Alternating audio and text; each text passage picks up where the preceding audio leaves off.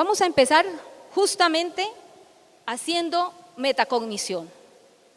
Vamos a empezar esta tarde preguntándonos o generándonos algunas preguntas que muy posiblemente nos hayamos hecho y que posiblemente no nos hayamos hecho. ¿Cómo aprenden nuestros estudiantes hoy? ¿Aprenderán de la misma forma que hace 10, 15, 5 o 3 años?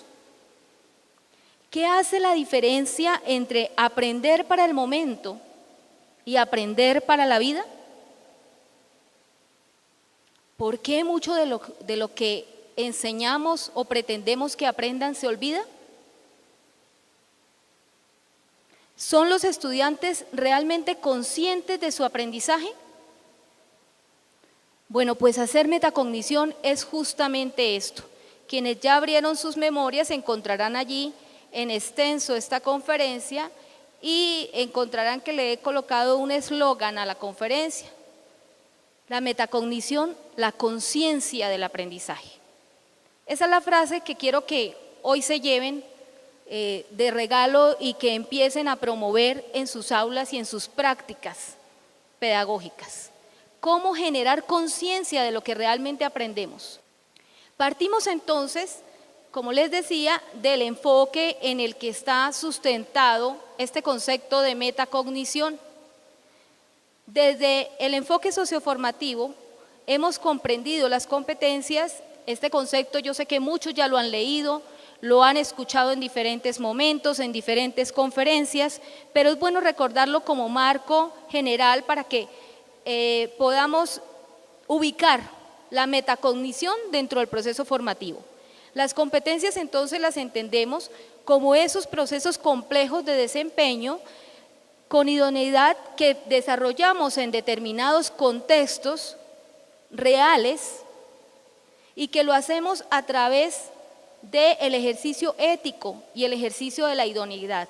Y esa idoneidad nos lleva a pensar en la transversalidad del fundamento de la responsabilidad en las acciones que emprendemos. Entonces, cuando comprendemos este concepto de las competencias, llegamos a entender que esos desempeños actuacionales que nos llevan a determinar unas actividades, unos problemas que podemos resolver en contexto, nos permiten comprender un contexto y actuar en ellos, no solamente pensando en contextos del ámbito profesional, sino comprendiendo la formación desde el proyecto ético de vida como base, que nos permite actuar en contextos también desde lo personal, lo familiar, lo laboral, lo investigativo. Es decir, la transformación misma de mi proyecto ético de vida de manera permanente haciendo metacognición, lo cual me permite luego transformar los contextos.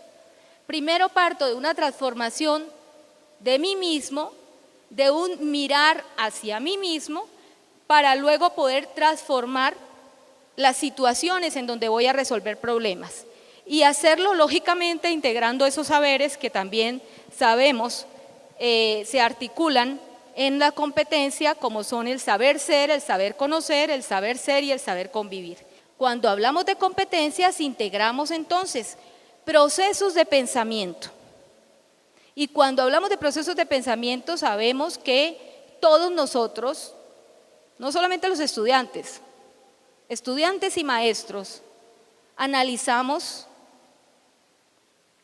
sintetizamos, reflexionamos, hacemos todos esos procesos mentales que tienen que ver con el desarrollo de esa dimensión cognitiva.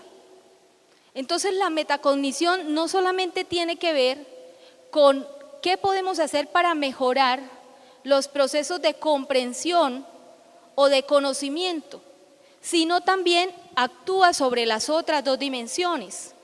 ¿Qué acciones podemos incorporar para que esa formación realmente sea integral y toque esa dimensión del ser, esa dimensión ética y socioafectiva? ¿Qué acciones podemos hacer e implementar en la didáctica que nos permitan trabajar esa dimensión actuacional, esa dimensión del hacer, de llegar a la práctica. Entonces la metacognición es esa base que está implícita y debe estar implícita en todas esas dimensiones. Nos permite abordar cada dimensión si desarrollamos una didáctica pertinente a la hora de hacer el abordaje del aprendizaje en nuestras aulas. Esas estrategias metacognitivas, como les decía, no solamente van encaminadas al saber conocer o al conocimiento, deben apoyar e ir encaminadas también a desarrollar la metaatención, la metamemoria y la metacomprensión. Cuando logramos desarrollar estos procesos, pues lógicamente la posibilidad de llevar a la acción lo que sabemos, lo que conocemos, va a ser mucho más fácil. Es decir, nuestra mente opera tan rápido que en una actuación lo primero que hacemos es lo que más tenemos incorporado en nosotros, sea una actuación desde lo emocional, desde lo práctico o desde lo conceptual. Pero lo primero que viene a nosotros o la manera como actuamos es con lo que tenemos apropiado. Ese es el concepto de comprender realmente, apropiarse de. Y la comprensión, pues lógicamente permea esas estrategias metacognitivas para que se dé entonces esos aprendizajes autónomos y autorregulados que hoy en día necesitamos. ¿Qué tan significante puede ser para los estudiantes lo que hacemos en la clase? A veces puede ser muy significante para nosotros, que ya caminamos un tiempo en el camino y consideramos que lo deben saber lo que estamos enseñando porque les va a ser útil en su vida. Lo que pasa es que nunca les dejamos saber a ellos para qué les va a ser útil. No lo alcanzan a comprender, no lo alcanzan a sentir, no lo saben vivir y por eso no tiene significado para ellos. Entonces muchas veces pues debemos procurar, más que pensar en lo que nosotros queremos enseñar, es en lo que ellos requieren aprender y cómo lo aprenden, de qué manera lo aprenden. La analogía de las planas para aprender a escribir nos puede suceder en muchas cosas. Consideramos que tal contenido, tal concepto, solo se aprende de una manera y seguimos haciendo la práctica didáctica de siempre. Y nos olvidamos de la cantidad de opciones didácticas que a lo largo pues, de la pedagogía y de la didáctica nos han ofrecido muchas personas y que podemos apropiar de manera pertinente de acuerdo a la competencia que vayamos a formar. Y consideramos siempre el aula como único espacio de aprendizaje. Y nos olvidamos que hoy en día podemos hacer del aprendizaje un espacio mucho más amplio, donde esté implícito no solo el trabajo en el aula, sino que a partir de diferentes escenarios el estudiante puede aprender de una manera mucho más significativa y apropiar esas competencias en sus prácticas. Tenemos la web, las tecnologías de la información y la comunicación, que no voy a profundizar allí porque sé que es el tema que va a trabajar mi compañero de panel. El contexto laboral como un espacio de intervención, de práctica, un ambiente de aprendizaje que sé que les refirió ayer en su conferencia mi gran amigo, el profesor Antonio Rial. La comunidad, el mundo y en la región. ¿Cuánto abordamos los problemas regionales para plantear soluciones? ¿O solamente abordamos los problemas para pues hacer la crítica y mencionar que está el problema? Pero no llegamos a que planteemos soluciones realmente prácticas, operativas, que desde los diversos niveles de formación de nuestros muchachos podamos implementar con ellos y que hagamos de la educación esa transformación que realmente desde que fue creada requiere desarrollar en la sociedad.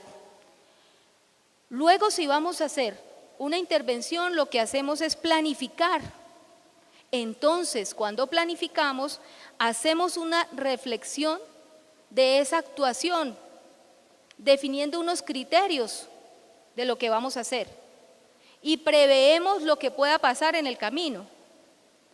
Cuando ejecutamos, debemos reflexionar sobre cómo está desarrollándose el proyecto, la intervención, la resolución del problema, la tarea.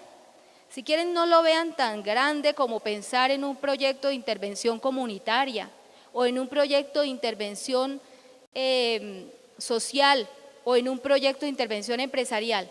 Véanlo como una sencilla tarea de clase y piensen en estas fases, cómo a la vez que el estudiante va desarrollando su actividad, va llevando esta secuencia de pasos, que muchas veces y con seguridad lo hemos hecho, pero no lo hemos hecho explícito. O practicamos algunas de ellas, otras no. El evaluar, por ejemplo, que es la siguiente fase, es ir haciendo la reflexión de autoevaluación de mi propio desempeño, planteando acciones de mejora. La autoevaluación no puede quedarse solamente en el reconocimiento de lo que falló, de lo que no logré, sino en cuáles van a ser esas acciones de mejora que voy a incorporar para lograrlo, para alcanzar esa competencia o para desarrollar esa tarea. El reforzar.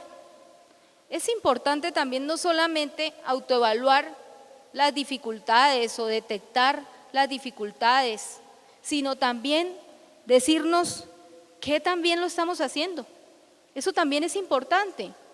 La automotivación es un elemento fundamental. ¿Planeado me lleva al logro de las metas?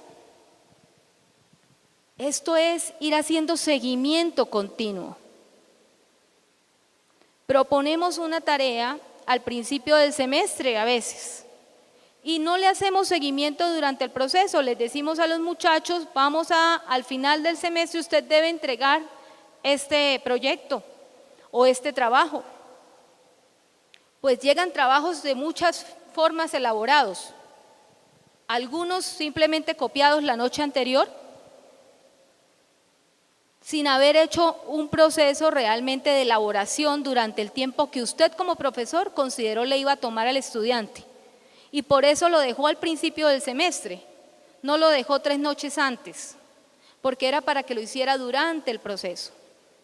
Pero ¿cuánto hemos hecho seguimiento a esas metas? ¿Cuánto conocemos lo que va pasando con ese proceso? Cuando llegamos a la evaluación de la ejecución, al final ya del resultado, preguntamos y nos preguntamos, ¿qué aspectos logré y qué debo seguir mejorando? ¿O la evaluación se sigue limitando, así hayamos incorporado un enfoque competencias, así hayamos transformado la didáctica, la evaluación se sigue convirtiendo en las mismas pruebas de toda la vida que entregan al final una nota, pero que no nos permiten saber qué aprendimos y qué necesitamos seguir aprendiendo?